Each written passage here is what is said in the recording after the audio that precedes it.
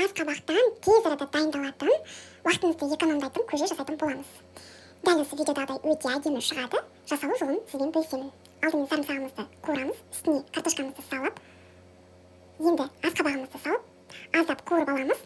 Қуырғаннан кейін үстіне су қосып, қайнағанын тосамыз. 20-25 минутта бұл қайнап болады. Қайнап болғаннан кейін блендердің көмегімен жақсылап отырып еземіз. Бір қалыпты болып езілгенше жақсылап отырып араластырамыз.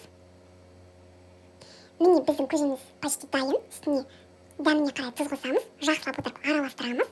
Енді дәмі одан да дәмді болу үшін сливка қосамыз. Сонда көжеміз өте дәмді шығады. Бұл көже асқазанға өте жеңіл және пайдалы көжелердің бірі. Сіздер де видео жасап көріңіздер, дәмін міндетті түрде татыңыздар. Осы рецепт бойынша жасаңыздар. Видеоға лайк қойып, астына комментарий жазып, бізге жазылуды ұмытпаңыздар. Дәл осылай көжеміз дәмді болып шығады. Сіз де жасап көріңіз. Сәттілік.